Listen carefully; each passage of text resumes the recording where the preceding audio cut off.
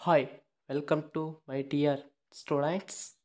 ಈಗ SSLC 2025 result ಹಿಂಗೆ check ಮಾಡಬೇಕಂತ ಕ್ರೋಮ್ ಬ್ರೌಸರ್ ಆನ್ ಮಾಡಿ CARResults.nic.in ಅನ್ನುವ ಒಂದು ವೆಬ್ಸೈಟ್ ಅನ್ನು ಕ್ಲಿಕ್ ಮಾಡಿ ನಂತರ ಕರ್ನಾಟಕ ಎಕ್ಸಾಮಿನೇಷನ್ ರಿಸಲ್ಟ್ಸ್ 2025 ಅಂತ ಬಂದಿರುತ್ತೆ. ಅದನ್ನು ಕ್ಲಿಕ್ ಮಾಡಬೇಕು. ಇನ್ನು ನಿಮ್ಮ ಎಕ್ಸಾಮ್ ನಡೆದಿದೆ ಮತ್ತು ಕರೆಕ್ಷನ್ ಕೂಡ ಆಗೋಕ್ಕೆ ಟೈಮ್ ಬೇಕು, ಇನ್ನು 1 ಮಂತ್. ಇದು ಪ್ರೀವಿಯಸ್ ಇಯರ್ದು. ಓಕೆ, ಇನ್ನು ನಂತರ ಅದನ್ನು ಬ್ಲೂ ಕಲರ್ ಅಲ್ಲಿ ಇರೋದು ಕ್ಲಿಕ್ ಮಾಡ್ತಾರೆ. ಇಲ್ಲಿ ಈ ಪೇಜ್ ಓಪನ್ ಆಗುತ್ತೆ. ಈ ಪೇಜ್ ಓಪನ್ ಆದ ನಂತರ ಎಂಟರ್ ರಿಜಿಸ್ಟರ್ ನಂಬರ್ ಅಂತ ಕೇಳುತ್ತೆ. ನಿಮ್ಮ ಒಂದು ರಿಜಿಸ್ಟರ್ ನಂಬರ್ ಅನ್ನು ಎಂಟರ್ ಮಾಡಬೇಕು. ಎಂಟರ್ ಡೇಟ್ ಆಫ್ ಬರ್ತ್ ಅಂತ ಕೇಳುತ್ತೆ. Date and month and year correct ಆಗಿ ಕೊಡಬೇಕು. ನಂತರ ಅಲ್ಲಿ ಏನಂತ ಕೇಳುತ್ತೆ ಅಂದರೆ ಸಬ್ಮಿಟ್ ಕೊಡಿ ಅಂತ ಕೇಳುತ್ತೆ. ಸಬ್ಮಿಟ್ ಕೊಟ್ಟರೆ ಹೀಗೆ ಬರುತ್ತೆ ವಿದ್ಯಾರ್ಥಿಗಳೇ ನಿಮ್ಮ ಒಂದು ರಿಸಲ್ಟ್ ಶೀಟ್. ಓಕೆ, ಈಗ ನೋಡ್ರಿ ವಿದ್ಯಾರ್ಥಿಗಳೇ, ಮಾರ್ಚ್ 21ರಿಂದ ಏಪ್ರಿಲ್ 4ರವರೆಗೆ SSLC ಎಕ್ಸಾಮ್ ನಡೆಯುತ್ತೆ. ನಿಮ್ಮ ರಿಸಲ್ಟ್ಸ್ ಬಿಡೋದು ಮೇ ತಿಂಗಳಿನಲ್ಲಿ ಬಿಡ್ತಾರೆ. ಓಕೆ, ಅಪ್ಪಿತಪ್ಪಿ ಮೇ ಕೊನೆಯ ವಾರದಲ್ಲಿ ಕೂಡ ಬಿಡುವ ಚಾನ್ಸಸ್ ಇದೆ. ಆದರೆ ಈಗ ನಿಮಗೆ ರಿಸಲ್ಟ್ ಯಾವ ರೀತಿ ಚೆಕ್ ಮಾಡೋದು ಅನ್ನೋದು ನಾನು ಅಡ್ವಾನ್ಸ್ ಆಗಿ ತಿಳಿಸಿದ್ದೇನೆ.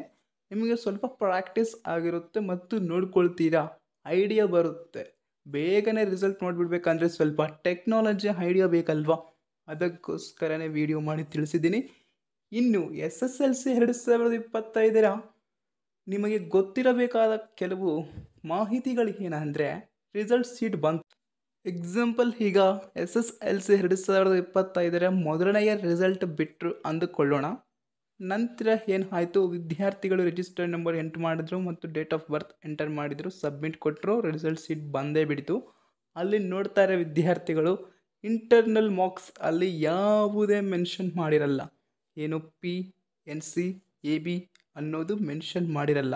ಆದರೆ ಎಕ್ಸ್ಟರ್ನಲ್ ಮಾರ್ಕ್ಸ್ ಅಲ್ಲಿ ಕೆಲವು ವಿದ್ಯಾರ್ಥಿಗಳು ಅಂದರೆ ಕಮ್ಮಿ ಮಾರ್ಕ್ಸ್ಗೆ ಬರೆದು ಬಂದೀನಿ ಸರ್, ಮತ್ತು ನಾನು ಇನ್ನು 2 ಮಾರ್ಕ್ಸ್ಗೆ ಬರೆದಿದ್ರೆ ಚೆನ್ನಾಗಿತ್ತು, ಪಾಸ್ ಆಗ್ತಿದ್ದೀನಿ ಸರ್ ಅನ್ನುವ ವಿದ್ಯಾರ್ಥಿಗಳಿಗೆ, ಮತ್ತು ಸರ್ ನಾನು ಎಕ್ಸಾಮ್ಗೆ ಹೋಗಿಲ್ಲ ಅದಕ್ಕೆ ಆಬ್ಸೆಂಟ್ ಆಗಿದ್ದೀನಿ ಸರ್ ಅನ್ನುವ ವಿದ್ಯಾರ್ಥಿಗಳಿಗೂ ಇಂತಹ ರೂಲ್ಸ್ ಪ್ರಕಾರ ಅವರಿಗೆ ಮೆನ್ಷನ್ ಮಾಡಿರ್ತಾರೆ ಎಕ್ಸ್ಟರ್ನಲ್ ಅನ್ನುವ ಒಂದು ಕಾಲಮ್ನಲ್ಲಿ.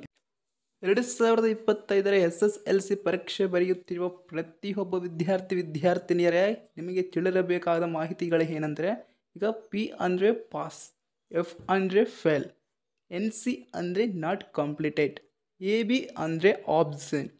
ಇವು ಎಲ್ಲ ತಿಳಿದಿರಬೇಕು. ನಿಮಗೆ ಒಂದು ಐಡಿಯಾ ಇರಬೇಕು, NC ಅಂದರೆ ನಾಟ್ ಕಂಪ್ಲೀಟೆಡ್ ಅಂತ, ನಂದಿದು ಕಂಪ್ಲೀಟ್ ಆಗಿಲ್ಲ ಈ ಸಬ್ಜೆಕ್ಟ್ ಅಂತ ಅರ್ಥ ಆಗುತ್ತೆ ಅಂತ ತಿಳಿಸಿದ್ದೇನೆ ವಿದ್ಯಾರ್ಥಿಗಳೇ. ಓಕೆ, ಇನ್ನು ಈ ವಿಡಿಯೋ ಇಲ್ಲಿಗೆ ಕಂಪ್ಲೀಟೆಡ್ ಆಯಿತು. Thank you. ಸಬ್ಸ್ಕ್ರೈಬ್, ನಿಮ್ಮ ಫ್ರೆಂಡ್ಸ್ಗೂ ಶೇರ್ ಮಾಡಿ, ತಪ್ಪದೇ ಹೆಲ್ಪ್ ಆಗುತ್ತೆ.